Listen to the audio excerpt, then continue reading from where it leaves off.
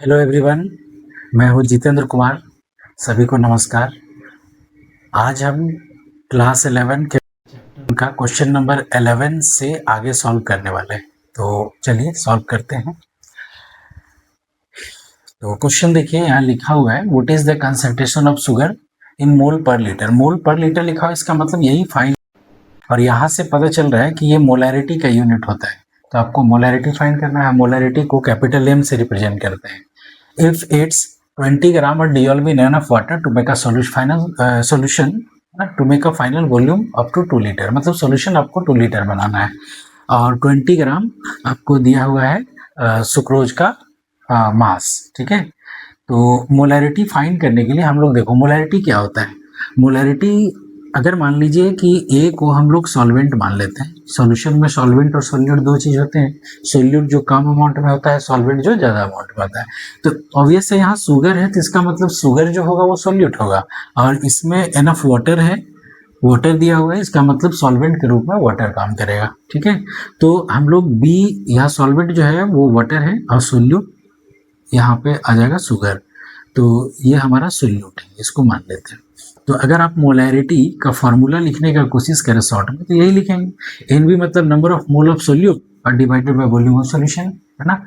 अब याद रहे कि ये लीटर में होता है। ठीक है, चलिए तो यहाँ से देखो कि मोलैरिटी हम लोग फाइंड करने के लिए एन बी अपॉन बी लेते हैं।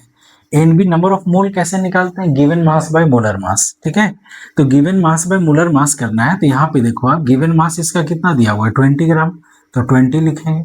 और अगर मोलर मास आप फाइंड करने का कोशिश करोगे इसका C12H22O11, इसका आप मोलर मास फाइंड करोगे या मोलिकुलर मास जो कहो, तो कितना हो जाएगा 12, एक कार्बन का 12, तो 12 इंटू 12 प्लस एक हाइड्रोजन का 1, तो 1 इंटू 22 प्लस एक ऑक्सीजन का 16 इंटू 11, तो यहाँ हो जाएगा 144 प्लस 22 और ये 176, तो ये 342 ग्राम पर मोल आएगा।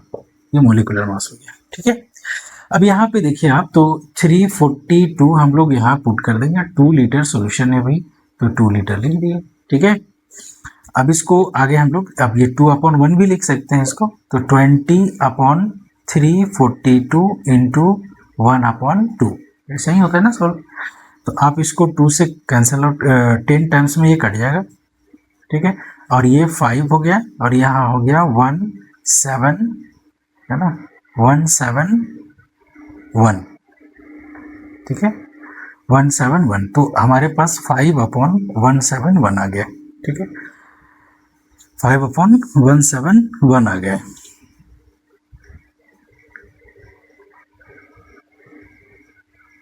तो अब इसको सॉल्व करेंगे तो ये आएगा 0.029, ठीक है, मोल पर लीटर। ठीक, तो यही आंसर हो गया। चलो जल्दी से स्क्रीनशॉट ले लीजिए।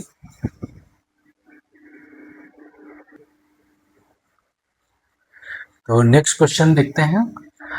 देखिए नेक्स्ट क्वेश्चन है कि if the density of methanol is this much, ये डेंसिटी गिवन है, आपका डेंसिटी दिया हुआ है 0.793 kg पर लीटर।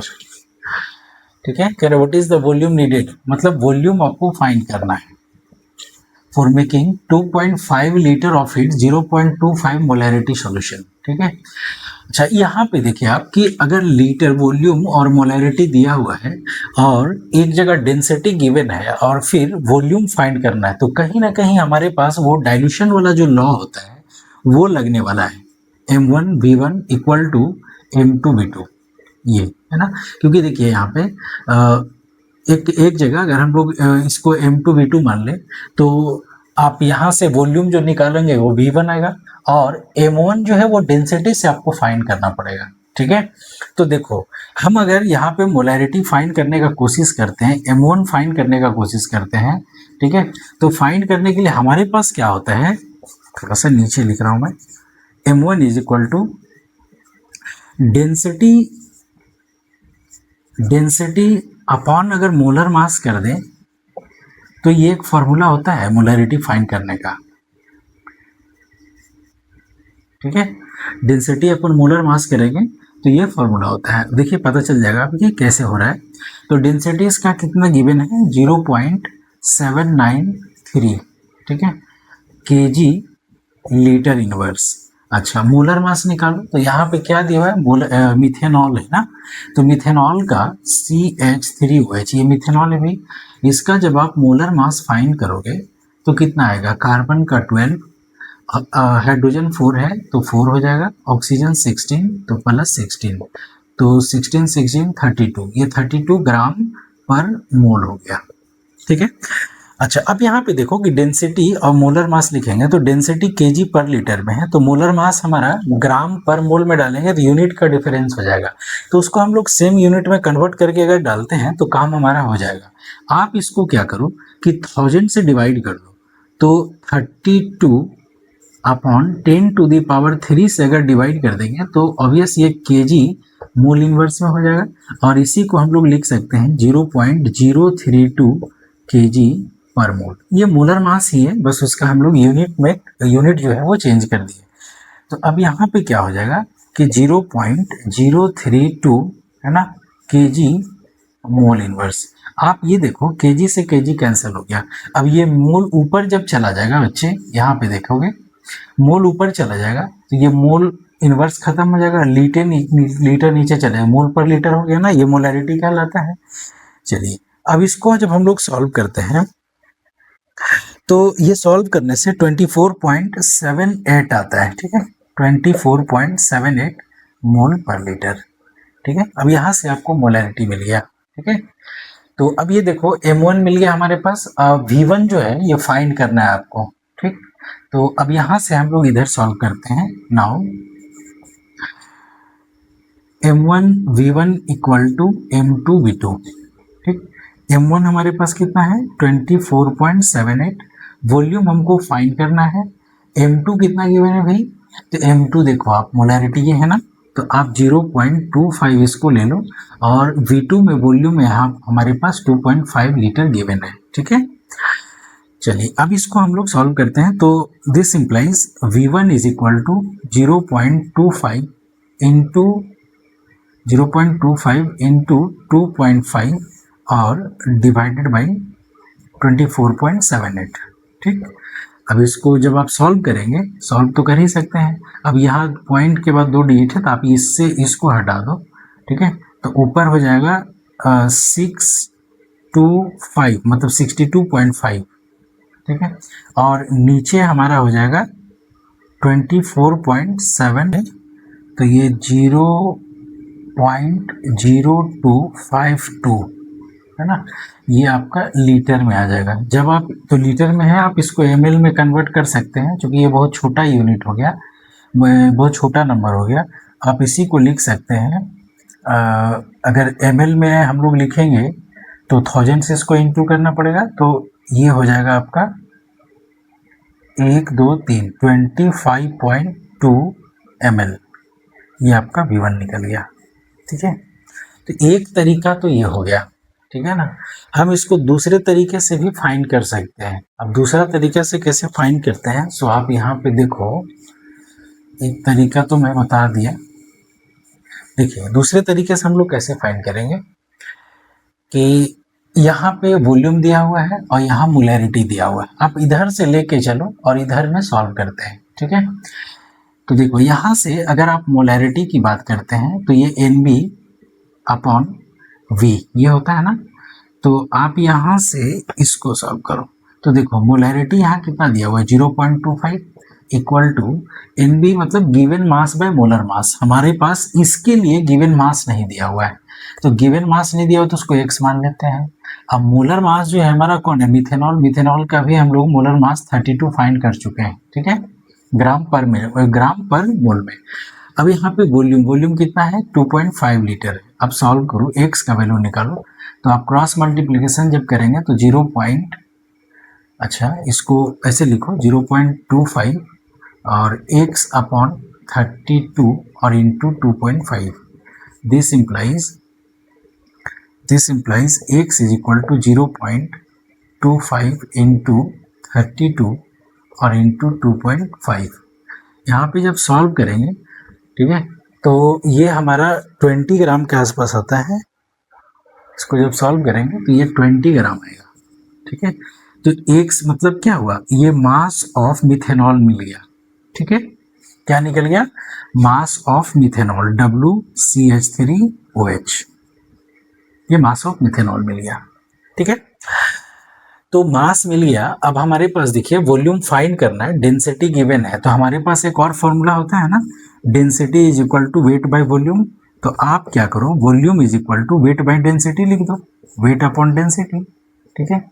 तो वेट देखिए, वेट हम लोग कितना फाइंड किए, 20 ग्राम, याद रखें कि ये ग्राम में है। डेंसिटी जो गिवन है ये 0.793, ठीक है, और ये आपका केजी पर मोल में है, ठीक है। डेंसिटी कितना है, केजी पर लीटर में, केजी पर लीटर में, ठीक है। तो अब यहाँ जो ग्राम लिखा हुआ है इसको हम क्या करते हैं कि केजी में कन्वर्ट कर देते हैं। देखिए यहाँ जी को हटा दिए और यहाँ पे 10⁻³ कर देते हैं, ठीक है। तो ये आपका क्या हो जाएगा, केजी में हो जाएगा।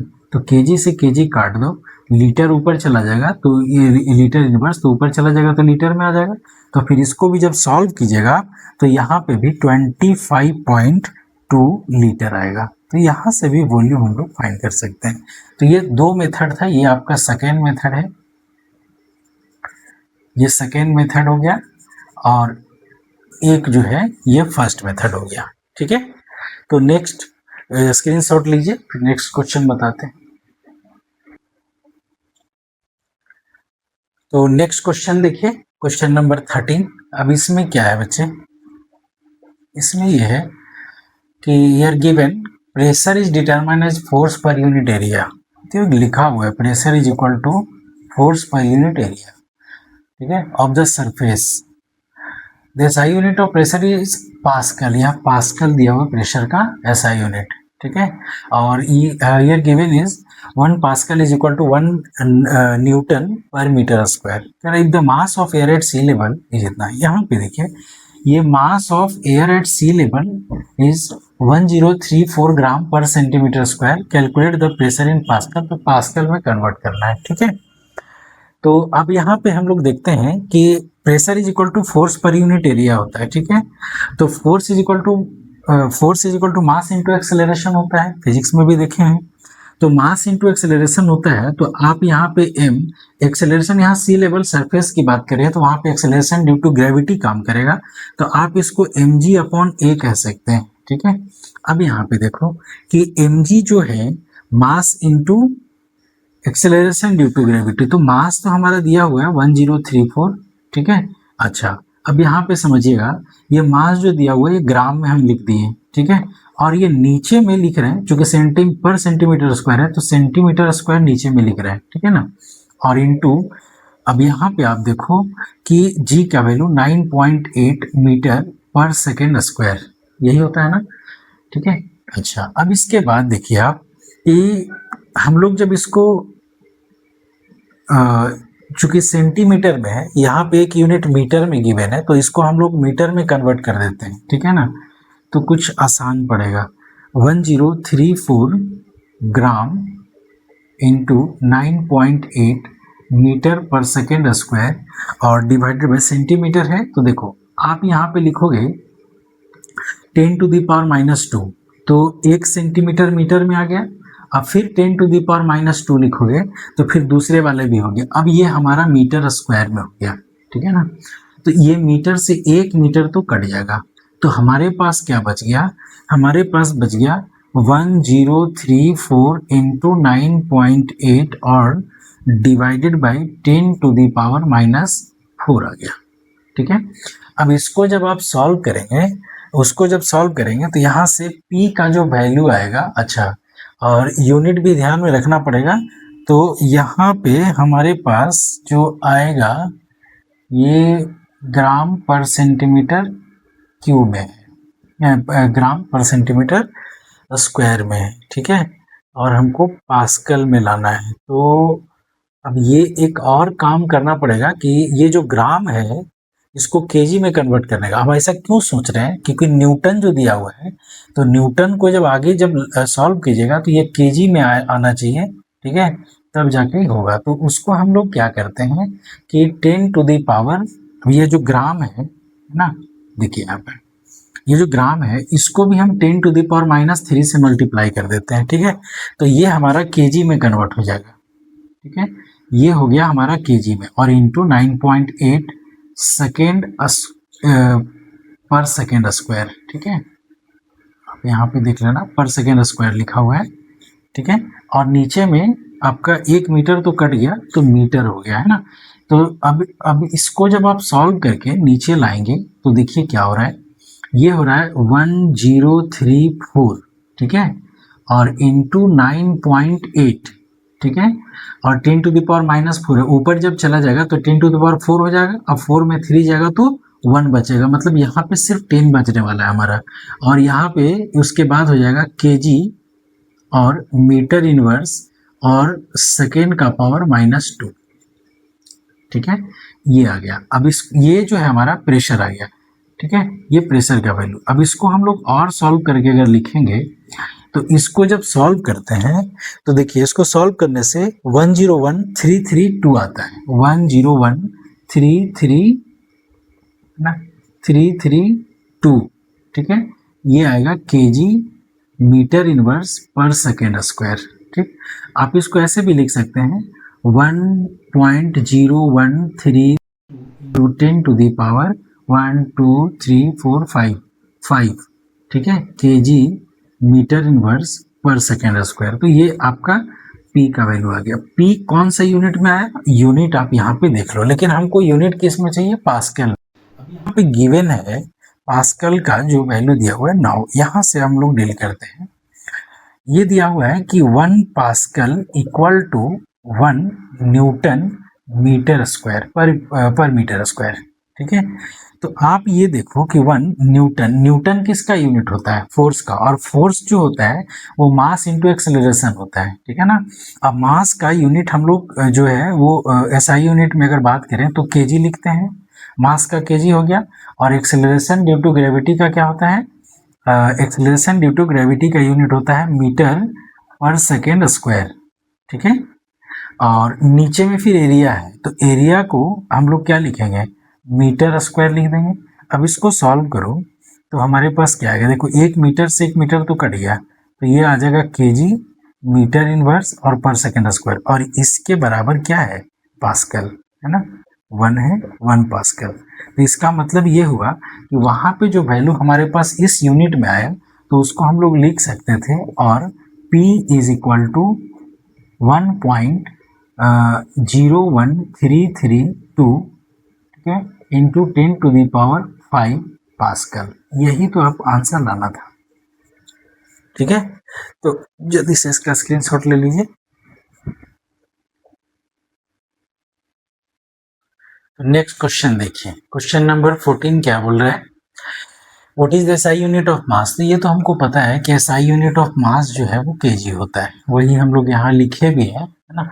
इसमें देखिए क्या है कि it is defined as the mass of platinum, यहाँ पे it is equal to the mass of international prototype of kilogram. ये केजी इसका एसआई यूनिट होता है।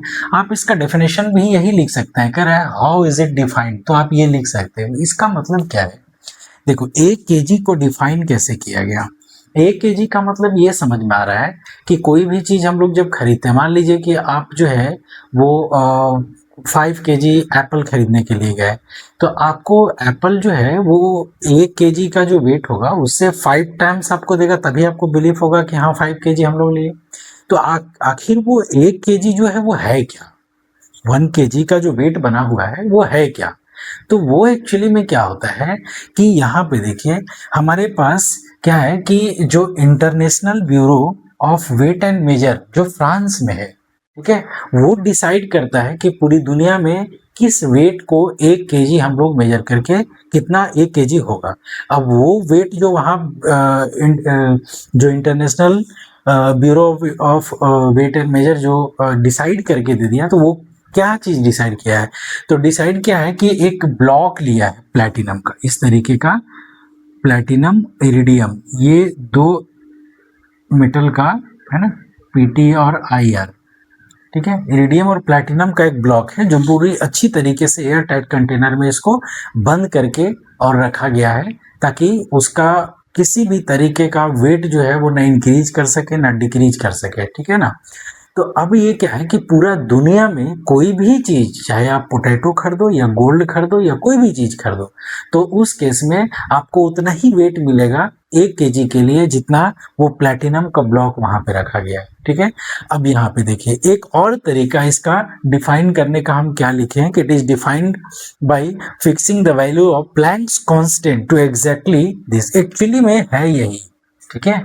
अब ये क्या है सो समझिए, जैसे मान लीजिए कि हम लोग लाइट को जब पास करते हैं तो E is equal to H nu, ये एक फार्मूला हमारे पास है, E is equal to H nu Planck's quantum theory के लिए। और एक और फार्मूला होता है E is equal to M C square, जिसको आइंस्टीन इक्वेशन कहते हैं, ठीक है। अब ये मान लो equation number 1 and this is equation number 2, है ना। अब इसको इक्वेट करेंगे, तो इक्वेट करेंगे तो क्या आएगा हमारे पास, इक्वेट करेंगे तो M C square is equal to H nu आएगा। हमको मास के लिए बात करनी है तो एम इज इक्वल टू, है ना, एच न्यू और अपॉन सी स्क्वायर, ये ले लेते हैं। अब मान लीजिए यहाँ जो फ्रीक्वेंसी है, ठीक है, इस फ्रीक्वेंसी को आप 1 हर्ट्ज ले लो, 1 हर्ट्ज लो, या इसको पर सेकेंड में भी लिखते हैं तो 1 ले लो। तो जब 1 ले लोगे देन क्या होगा, देन ये होगा कि M is equal to H upon C square होगा, ठीक है। अब सी जो है ये वेलोसिटी ऑफ फोटोन या velocity of light 3 into 10⁸ metre per second ये होता है। ये तो वैल्यू कांस्टेंट है ना, तो ये जब कांस्टेंट है मतलब नीचे वाला कांस्टेंट है, प्लैंक्स भी कांस्टेंट है। प्लैंक्स कांस्टेंट का जो वैल्यू है ये 6.626 into 10⁻⁻34 joule into second, joule पर सेकेंड नहीं होता है, जूल इंटू सेकेंड होता है, ठीक है। ये प्लैंक्स कांस्टेंट का वैल्यू हो गया। तो आप ये देखो कि अगर इसका अलग से डेफिनेशन कर दिया जाए इस कांस्टेंट का, तो एम जो है वो प्लैंक्स कांस्टेंट के बराबर आएगा कि नहीं। तो मास जो है वो प्लैंक्स कांस्टेंट के बराबर, अगर लाइट के से अगर हम लोग फोटोन का एनर्जी से अगर डिफाइन करें तो इस तरीके से हम लोग कह सकते हैं। तो वही लिखा हुआ, it is defined by fixing the value of the Planck's constant to exactly 6.626, है ना। ये बहुत बड़ा नंबर है, डिवाइड करने पे आता है, तो ये पूरा याद रखने की जरूरत नहीं है। 6.626 इंटू 10⁻⁻34 जूल सेकेंड। तो आप इस तरीके से इन तीनों में से कोई भी आंसर लिख सकते हैं। और एसआई यूनिट तो सिंपल है मास का, जो केजी होगा, ठीक है। तो अब नेक्स्ट क्वेश्चन देखेंगे। नेक्स्ट क्वेश्चन देखिए, यहाँ पे कह रहा है match the following prefixes with their multiples, okay. तो यहाँ प्रीफिक्सेस हैं, ये मल्टीपल्स है। अब ये तो सिंपल सा है। माइक्रो किसको कहते हैं भाई, माइक्रो को हम लोग म्यू से रिप्रेजेंट करते हैं ना। तो माइक्रो मतलब 10 टू द पावर, है ना, माइक्रो मतलब 10 टू द पावर -6, ठीक। डेका मतलब 10 होता है, तो यहाँ पे आप ले जाओ। मेगा मतलब 10 टू द पावर 6, और giga means 10 to the power -9, and femto means 10 to the power 15, ठीक है। तो नोट कीजिए जल्दी से।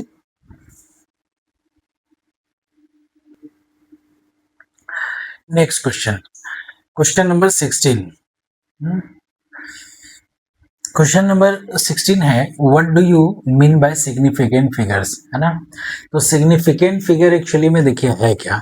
सिग्निफिकेंट फिगर का मतलब ये होता है कि मतलब सिंपल सी अगर बात करें तो all certain digits, significant figure is equal to all certain digits, ठीक है, प्लस 1, मतलब 1 all certain digit plus last 1 uncertain digit,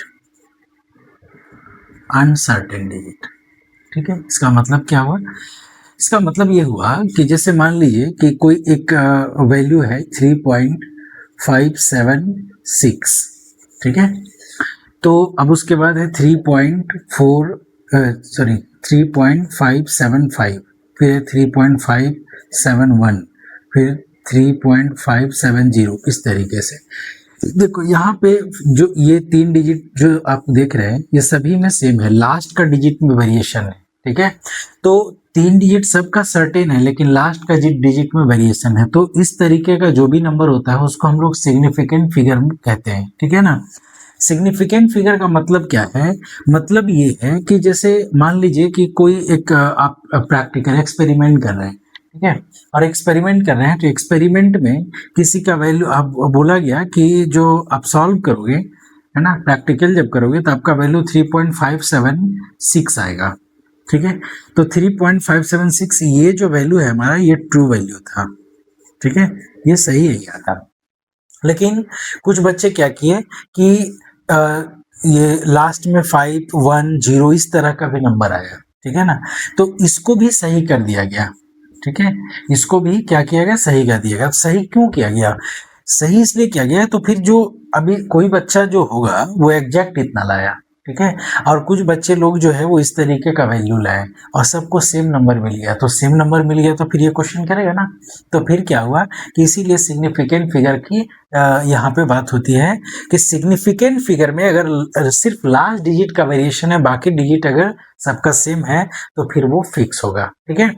significant figure का थोड़ा सा रूल हम बता देते हैं, बहुत सिंपल सा बात है कि जो भी नॉन जीरो डिजिट्स होते हैं, ठीक है, जो नॉन जीरो मतलब जीरो छोड़ के जो नॉन जीरो डिजिट्स होते हैं वो सबके सब सिग्निफिकेंट होते हैं। मतलब यहाँ पे अगर सिग्निफिकेंट फिगर की बात करें तो ये सिग्निफिकेंट फिगर इसका कितना हो जाएगा, 4 हो जाएगा, ठीक है। सभी का सिग्निफिकेंट फिगर 4 हो जाएगा। लेकिन अगर मान लीजिए यहाँ पे होता है 3.45 है ना, या 472 ऐसा हो जाता, तो लास्ट डिजिट का वेरिएशन नहीं है, यहाँ पे देखो अंदर वाला डिजिट वेरी कर रहा है, तो ये सिग्निफिकेंट फिगर में हम लोग नहीं काउंट करेंगे, ठीक है। तो जो नॉन जीरो डिजिट्स होते हैं उसको सिग्निफिकेंट फिगर में काउंट करते हैं, सिग्निफिकेंट फिगर होते हैं। हाँ, एक बात और है कि कोई भी नंबर के पहले अगर जीरो होता है तो उसको सिग्निफिकेंट फिगर में हम लोग काउंट नहीं। अगर मान लीजिए 002 लिख दिए या 2.0 लिख दिए, 2.5 लिख दिए, तो ये पहले जो नॉन जीरो डिजिट जो यहाँ पे दिख रहा है आपको, इसके पहले वाले जीरो को हम लोग सिग्निफिकेंट फिगर में काउंट नहीं करते हैं, ठीक है ना। हाँ, अगर मान लीजिए इधर जीरो है तो इसको काउंट करते हैं। कब काउंट करेंगे? जब ये डेसिमल, इस नंबर में कहीं पे भी डेसिमल होगा। अगर हम इसको 250 लिख देंगे तब इसको हम लोग सिग्निफिकेंट फिगर में ये जीरो को काउंट नहीं करेंगे, यहाँ सिग्निफिकेंट फिगर 2 हो जाएगा, ठीक है ना। इस बात को ध्यान में रखें। हाँ, बीच में जीरो है कोई भी दो नंबर का तो वो सिग्निफिकेंट फिगर में काउंट होगा, ठीक है। ये दो नॉन जीरो है, नॉन जीरो डिजिट, और उसके बीच में अगर जीरो है तो सिग्निफिकेंट फिगर में काउंट होता है।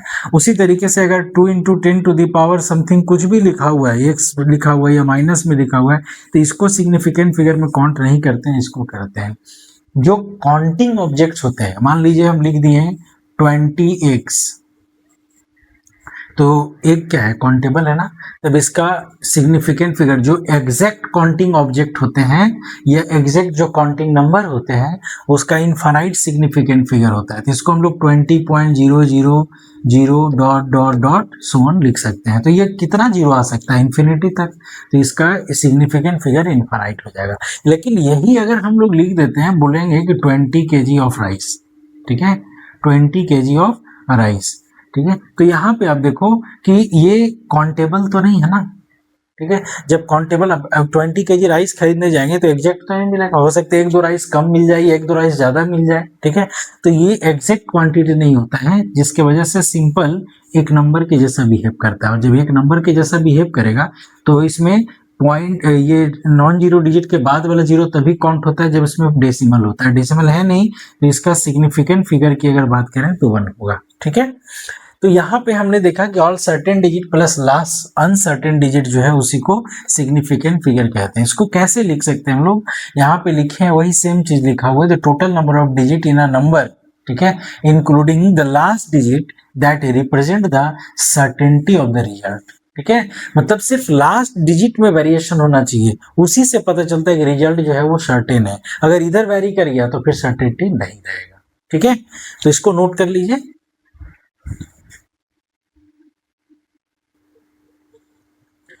नेक्स्ट क्वेश्चन, क्वेश्चन नंबर 17, ठीक है।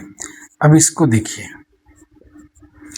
कह रहा है sample of drinking water was found to be severely contaminated with chloroform, ठीक है, suppose to be carcinogenic in nature.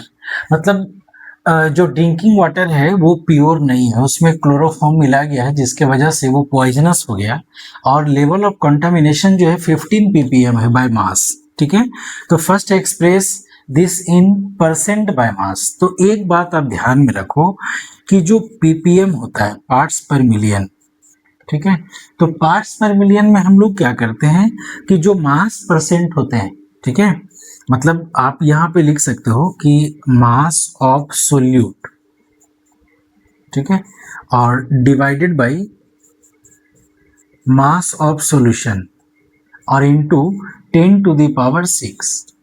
ठीक है, ये हमारा ppm हो गया, पार्ट्स पर मिलियन हो गया। अगर इसको हम ऐसे लिखें, हम इसको लिख देते हैं 100 और इंटू 10 टू द पावर 4, तो 10 टू द पावर 6 हो जाएगा ना। अब आप देखो कि ये वाला जो पार्ट है यहां से लेके यहां तक, ठीक है, ये वाला जो पोर्शन आपको दिख रहा होगा ये क्या है, ये मास परसेंट है। तो हम इसके जगह पे लिख सकते हैं मास परसेंट और इंटू 10 टू द पावर 4। ये किसके इक्वल हो गया, ये ppm के इक्वल हो गया। ठीक है, अब आप देखो हमको फाइंड क्या करना है, मास परसेंट फाइंड करना है। तो देयरफॉर आप मास परसेंट जब फाइंड करोगे यहाँ से तो हो जाएगा ppm, और ये जब इधर चला जाएगा तो डिवाइड में चला जाएगा 10 टू द पावर -4। ppm कितना दिया हुआ है 15, तो 15 इंटू 10 टू द पावर -4। ठीक है, ये मास परसेंट आपका निकल गया। क्लियर है, तो मास परसेंट में एक्सप्रेस कर दिए, ये फर्स्ट वाले का आंसर हो गया।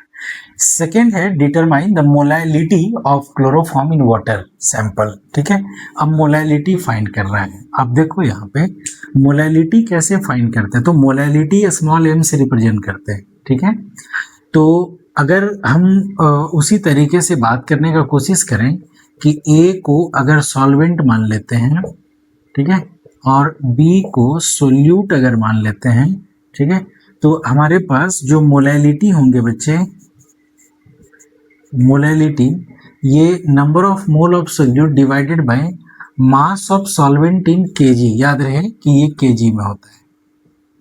ठीक है, ये मोलैलिटी को स्मॉल m से भी रिप्रेजेंट करते हैं।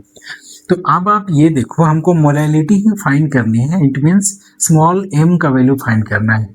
NB कैसे फाइंड करते हैं, given mass by molar mass. ठीक है, तो गिवन मास बाय मोलर मास, तो गिवन मास हमारा कितना हो गया, मास परसेंट यहाँ पे ये दिया हुआ है, इसका मतलब टोटल मास हम लोग 100 ग्राम कंसीडर करेंगे।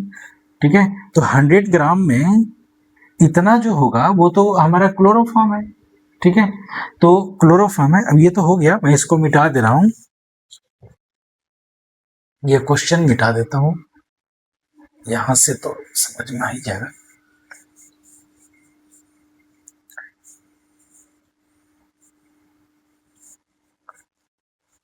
यहां पे देखो आप, तो हम लोग लेट कर लेंगे, let mass of solution equal to 100 gram. ठीक है, देयरफॉर मास ऑफ क्लोरोफॉर्म की अगर बात करें तो क्लोरोफॉर्म कितना हो जाएगा 15,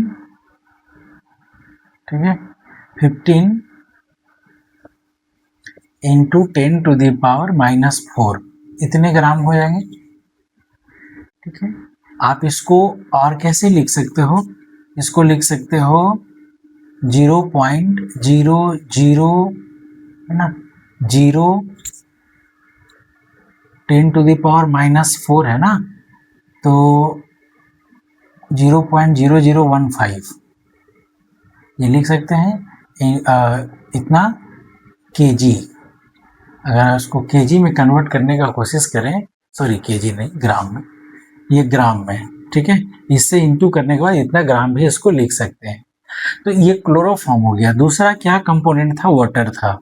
तो एंड यहाँ पे अगर हम लोग बात करें मास ऑफ वाटर की, तो मास ऑफ वाटर कितने हो जाएंगे, मास ऑफ वाटर 100 में से ये सोल्यूट को माइनस कर दीजिए, तो 100 माइनस 0.0015 ग्राम। ठीक है, माइनस करेंगे तो ये आ जाएगा 99.9985, इतने ग्राम हमारे सोल्यूट आ गए। मास ऑफ ये सॉल्वेंट होगा ना H2O। अब यहाँ पे देखो गिवन मास बाय मोलर मास जब करें तो गिवन मास हमारा ये हो गया। अब मोलर मास क्लोरोफॉर्म का निकाल लो, यहाँ से क्लोरोफॉर्म का अगर मोलर मास फाइंड करें बच्चे, तो हम लोग क्या लिखेंगे, 12 हो गया इसका, प्लस 1 हाइड्रोजन का, अब प्लस इसका हो जाएगा 35106.5 आ जाएगा, चूंकि 35.5 और इंटू 3 करेंगे, लिख दो 35.5 और इंटू 3, ये होगा 12 और 1 13 हो गया, और प्लस 106.5, तो ये सॉल्व जब करेंगे तो 119.5 ग्राम पर मोल आ गया। ठीक है, मोलर मास मिल गया। अब यहाँ पे पुट करते हैं हम लोग मोलैलिटी फाइंड करने के लिए, तो गिवन मास हमारा कितना हो गया, गिवन मास हो गया 0.0015 ग्राम, है ना, और divided bye given mass by molar mass 119.5 divided by, अब यहाँ पे देखो मास ऑफ सॉल्वेंट कितना फाइंड किया, ये निकाल लिए हम लोग 99.9985। अब ये ग्राम में है तो इसको हम लोग क्या करना होगा, 1000 से डिवाइड कर देंगे, तो ये हो जाएगा 0.0015 अपॉन 119.5 इंटू 1000, और ये हो जाएगा 99.9985। ठीक है, अब इसको जब आप सॉल्व कर दोगे तो सॉल्व करने से ये आ जाएगा 0.000125। ठीक है, इतने मोल पर केजी आ जाएंगे। आप इसको स्टैंडर्ड नोटेशन में भी लिख सकते हैं, साइंटिफिक नोटेशन में 1.25 into 10 to the power -4, 4 digit हम लोग इधर जीरो को यहाँ ले गए, पॉइंट को 4 डिजिट उधर ले गए तो -4 हो जाएगा ना, मोल पर केजी। तो ये आंसर हो गया। ठीक है, तो उम्मीद करते हैं ये समझ में आ गया होगा, जल्दी से नोट कर लीजिए।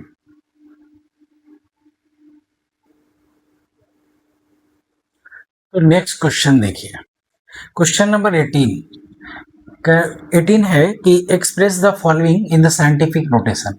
साइंटिफिक नोटेशन में सिंपल सा आपको ये देखना है कि पॉइंट के डेसिमल जो देते हैं हम लोग, डेसिमल के पहले सिंगल डिजिट होना चाहिए, बाकी जो भी चीजें होंगे उसको एक्सपोनेंट में लिखेंगे, 10 क्या पावर में लिखेंगे। जैसे यहाँ पे देखिए आप, इसका हम लोग क्या लिखेंगे, डेसिमल के पहले एक नॉन जीरो डिजिट होना चाहिए, तो ये तो जीरो है, इस पॉइंट को आप यहाँ पे ले जाओ तो 4.8 हो जाएगा इंटू 10 टू द पावर, कितने डिजिट चले गए, 3 डिजिट, और ये नंबर तो छोटा है ना, ये तो बड़ा हो गया, तो इसका मतलब है कि हमको यहाँ पे माइनस में लिखना पड़ेगा पावर। ठीक है, तो अब ये 4.8 इंटू 10 टू द पावर 5, ये साइंटिफिक नोटेशन में हो गया। ठीक है, ये कौन सा नोटेशन हो गया, साइंटिफिक नोटेशन में। ठीक है, अच्छा इसकी बात अगर करें तो अभी यहाँ पे कहाँ पे है, पॉइंट जो है वो इधर है, अब इस पॉइंट को यहाँ पे ले जाओ, क्योंकि एक पॉइंट के पहले सिर्फ एक ही नॉन जीरो डिजिट होना चाहिए, इस बात को ध्यान में रखेंगे। तो 2.34, ठीक है, 2.34000 इंटू 10 टू द पावर 1 2 3 4 5, ये 5 चला गया तो 5 हो जाएगा, ये साइंटिफिक नोटेशन हो गया इसका। अब अगर इसकी बात करें तो अभी पॉइंट कहाँ पे है, इस जगह पे है, अब इसको यहाँ पे आप ले जाओ फर्स्ट डिजिट के बाद, तो ये हो जाएगा 8.008 इंटू 10 टू द पावर, ये बड़ा नंबर है ना, ये जो छोटा करके लिखे हैं तो इसलिए पावर वहाँ पे 3 हो जाएगा प्लस में। ठीक है, अब यहाँ पे आप देखो पॉइंट यहाँ था, पॉइंट को इधर ले आओ तो 5.00, ठीक है, एक और जीरो लिखो और इंटू 10 टू द पावर कितने हो गए, 2 डिजिट इधर आ गए, तो यहाँ पे 2 लिखाएगा बच्चे। ठीक है, क्योंकि लेफ्ट साइड जब जाता है तो हम लोग पावर प्लस में देते हैं, या आप ऐसे इसको सोचो लेफ्ट राइट तो वो कंफ्यूजन हो सकता है, आप ये सोचो ये बड़ा नंबर था, हमने इसको यहाँ छोटा बनाया, तो छोटा बनाया तो फिर आपको बड़ा नंबर से मल्टीप्लाई तो करना पड़ेगा ना, और यहाँ पे क्या है, छोटा नंबर था इसको हम बड़ा बनाए। ठीक है, तो फिर इसको पावर जो होगा वो माइनस में देना पड़ेगा, ऐसा सिंपल सा याद रखो। अब यहाँ पे देखो, अब ये हमारा क्या है, साइंटिफिक नोटेशन में तो दिख रहा है ऑलरेडी है, तो इसका वही होगा 6.0012, ये ऑलरेडी यही आंसर हो जाएगा।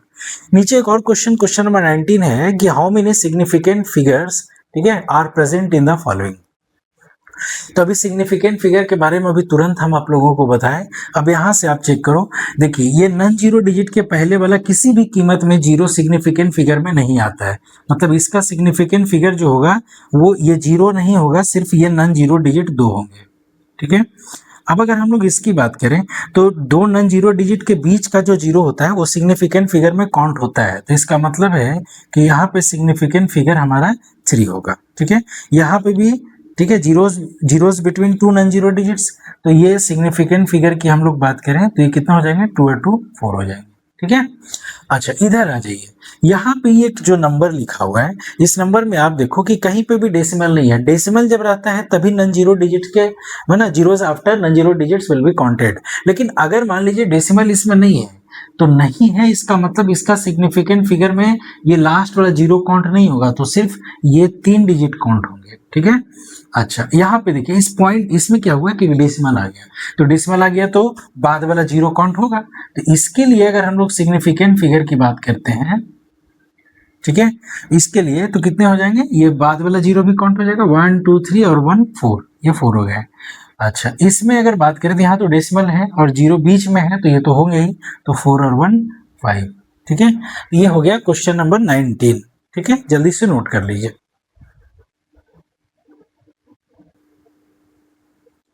नेक्स्ट क्वेश्चन नंबर 20, यहाँ पे लिखा हुआ है round up the following up to 3 significant figure, मतलब 3 सिग्निफिकेंट फिगर तक आपको राउंड ऑफ करना है। ठीक है, राउंड ऑफ करना है। तो देखिए राउंड ऑफ कैसे हम लोग करते हैं नंबर का, जब आपको राउंड ऑफ करना होगा तो आप ध्यान दोगे क्या करना पड़ता है। जैसे 3 सिग्निफिकेंट फिगर हो या 4 सिग्निफिकेंट फिगर है, कुछ भी है, जैसे मान लो यहाँ पे लिखा हुआ है कि 3.57 है ना 9, अगर मान लीजिए यहाँ तक आपको ये राउंड ऑफ करना है, तो राउंड ऑफ करना है तो इसके बाद वाला नंबर को हम लोग देखते हैं। ये नंबर अगर 5 से बड़ा है तो फिर यही +1 करना पड़ता है, तो ये नंबर जो है क्या है, ग्रेटर देन 5 है। ठीक है, ग्रेटर देन 5 है, तो फिर क्या करना पड़ेगा, +1 कर देंगे, मतलब इसको हम लोग राउंड ऑफ करके अगर लिखेंगे तो 3.58 लिखेंगे। ठीक है, अच्छा अगर मान लीजिए ये नंबर हमारे पास 3.572 होता तो ये क्या है, ये लेस देन 5 है, लेस देन 5 है, तो 5 है तो इसमें कोई चेंजेस नहीं आएगा बच्चे, यही रहेगा। मतलब इसको हम लोग अगर राउंड ऑफ करके लिखेंगे तो 3.57 ही लिखाएगा। ठीक है, लेकिन प्रॉब्लम क्या है कि 3.57 ठीक है और यहाँ पे 5 आ जाए, अब क्या करेंगे, ये अगर 5 से बड़ा होता है तो यहाँ पे प्लस कर देते हैं। ठीक है, और अगर 5 से छोटा होगा तो फिर हम लोग एज इट इज लिख देंगे, लेकिन 5 होगा तब क्या करते हैं, ये इसके पहले वाला नंबर को देखा जाता है, ये नंबर हमारा ऑड है या फिर इवन है। अगर ये ऑड है देन ऐड होगा, ऑड है तो क्या होगा, ऐड हो जाएगा। मतलब इसका राउंड ऑफ करके अगर आप लिखोगे तो 3.58 हो जाएगा। लेकिन अगर यही चीज ऐसा होता 3.5, ठीक है, यहाँ पे हम लिख देते हैं 65। ठीक, अब ये डिजिट तो आपका 5 है, लेकिन इसके पहले वाला नंबर जो है वो इवन नंबर है। ठीक है, जब इवन है तो फिर कोई चेंजेस नहीं आएगा, रिमेन एज इट इज। ठीक है, तो इसको हम लोग लिखेंगे 3.56। ठीक है, यही आ जाएगा। अब यहाँ पे देखो आप 3 सिग्निफिकेंट फिगर की बात हो रही है, मतलब यहाँ पे 2 तक राउंड ऑफ करना है। ठीक है, कहाँ तक करना है, 2 तक आपको राउंड अप करके लिख देना है। तो आप यहाँ से देखो कि 2 के बाद जो नंबर है वो 1 है, 1 5 से छोटा नंबर है, इसका मतलब ये हुआ कि यहाँ पे 34.2 एज इट इज लिखा जाएगा, क्योंकि यहाँ 5 से ज़्यादा रहता तब ना ये लिखते हैं। अब इसके लिए सिग्निफिकेंट फिगर हम लोग बात करें तो 3 आ रहा है। अच्छा इसमें आ जाइए, तो 3 सिग्निफिकेंट फिगर मतलब यहाँ तक राउंड ऑफ करना है, इसके बाद वाला नंबर फिर यहाँ पे क्या दिख रहा है, यहाँ पे 5 से कम है, मतलब यहीं तक हमको एज इट इज लिख देना है। तो 10.4, यहाँ पे भी सिग्निफिकेंट फिगर कितने हो गए, 3 हो गए। अब आप यहाँ पे देखो सिग्निफिकेंट फिगर में non zero digit, first non zero digit के पहले वाला जीरो कभी काउंट नहीं होता है, तो बाद वाला काउंट होता है। इसका मतलब ये हुआ कि 1 2 3 यहाँ तक आपको राउंड ऑफ करना है। तो इसके बाद का नंबर देखिए कितना लिखा हुआ है, 7, तो 7 लिखा हुआ है, तो आप इसको राउंड ऑफ जब करोगे तो 0.045। ठीक है, अब यहाँ पे देखो 9 से 10 हो जाएगा, तो 10 जब होगा तो फिर यहाँ पे ना बढ़ेगा, तो 4 6 यहाँ पे लिखना पड़ेगा, 4, 6 और 0। अब ये डेसिमल के बाद 0 है तो सिग्निफिकेंट फिगर में काउंट होगा, ठीक है। तो यहाँ पे भी सिग्निफिकेंट फिगर कितने हो गए, 3 हो गए। अच्छा, यहाँ पे आप देखो, इसमें थर्ड डिजिट हमारा ये है, इसके बाद वाला नंबर 5 से बड़ा है, मतलब यहाँ राउंड ऑफ करके लिख सकते हैं हम लोग। तो इसको लिखेंगे 28, है ना, 28, और इसको जो 5 से बड़ा है तो यहाँ 1 हो जाएगा, है ना। अब आप देखो यहीं पे नहीं छोड़ सकते हैं, है ना, यहाँ पे छोड़ेंगे तो भी ठीक है, लेकिन ये नंबर है 2808 और यहाँ 281 है, तो बहुत ज़्यादा डिफरेंस हो जा रहा है ना। तो हम क्या करेंगे, इसके अप्रॉक्स में एक और 0 अगर पुट कर देते हैं तो हो जाएगा। अब यहाँ से सिग्निफिकेंट फिगर भी हमारा 3 हो गया, और यहाँ 2808 है और ये 2810, तो इसी के अप्रॉक्स में भी आ गया। तो इस तरीके से हम लोग लिखेंगे, ठीक है। तो अभी हम इस वीडियो में क्वेश्चन नंबर 20 तक आपको बता दिए। अब इसके बाद और 16 क्वेश्चन इस चैप्टर का बच रहा है, ठीक है। तो हम लोग नेक्स्ट वीडियो में उसको डील कर लेंगे, ठीक है। और बाकी जो सीरीज होगा, है ना, अभी सारे कोशिश करेंगे कि सारे जो हमारे पास जितने भी चैप्टर हैं सभी का सॉल्यूशन आपको अवेलेबल करवाने की कोशिश करेंगे। सभी हम कोशिश करेंगे कि सब आपको सॉल्व करके और आपको बताएं, ताकि आप अच्छे से अपना पढ़ाई जो है वो कंटिन्यू कर सकें, ठीक है। तो आपको वीडियो कंटिन्यूअसली मिलते रहेगा, जिसके लिए आप जो यूट्यूब का जो चैनल है, कंसेप्ट स्टडी एकेडमी, ठीक है, study bye Jitendra sir, study bye Jitendra sir, उसको आप सब्सक्राइब कर लीजिएगा। आपको रेगुलर बेसिस पे अपडेट मिलते रहेगा, ठीक है। Thank you.